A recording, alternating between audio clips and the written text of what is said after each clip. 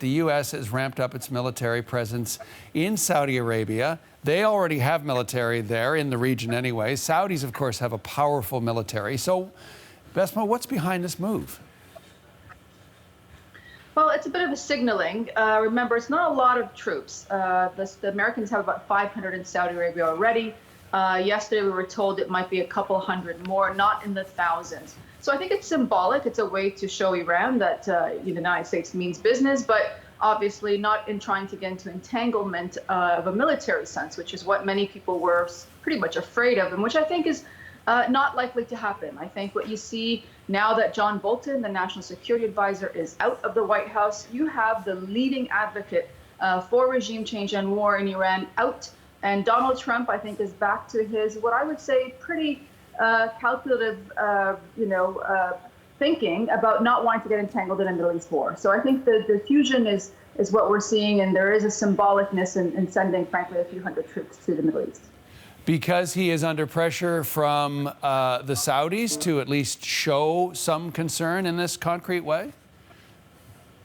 Definitely, but also it's more than just the Saudis. Remember here, Akek, which was the facility that was hit by the Iranians, or at least the Iranian-backed militias of some sort, that was an international oil facility that is very important to the supply of oil to many countries. So I think it's an international concern that there's an escalation there. And so I think there is pressure from certainly oil companies, from receivers of that oil, particularly, I think, internationally. And so I think there's more than just Saudi pressure. But yes, absolutely, the Saudis are concerned that they are going to be the front line of basically what Iran is going to hit in response to the fact that international sanctions are preventing Iran from getting their oil out.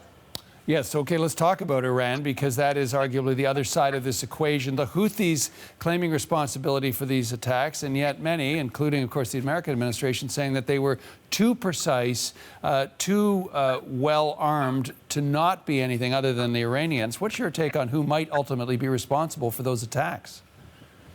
I think it's an Iranian-backed militia of some sort, probably in Iraq. Frankly, the Iranians are too smart to use their own soil. They tend to be very careful. They don't want to have, they want to have deniable plausibility so that basically there isn't a tit-for-tat response onto Iranian territory. And proxies are easy to deny.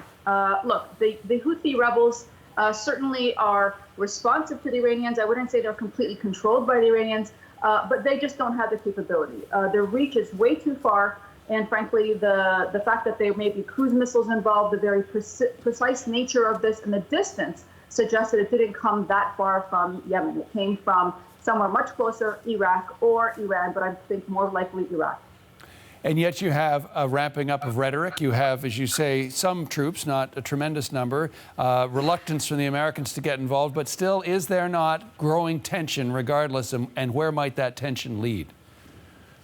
Oh, absolutely. And, when you have this attempt by parties to be somewhat measured in their response, but not full-out war, there's lots of room for miscalculation and misinterpretation. And that's really what the fear is, that, one move could be interpreted by the other side in a way that's escalatory, and then you have full-out war. So there is a fear for that. Again, I think the fact that you have some of the whisperers in Donald Trump's ear being far more restrained is a good thing. Certainly the Iranians, I think, despite the fact that they have a lot of malign behavior in the region, they tend to be very rational about these things. So I don't expect a full-out military escalation, but more of this tit-for-tat, low-level violence is probably what we're going to get, which is not nothing, but hopefully it takes us away from what I think would become, frankly, a World War III if you had full-on Iranian-U.S. fight.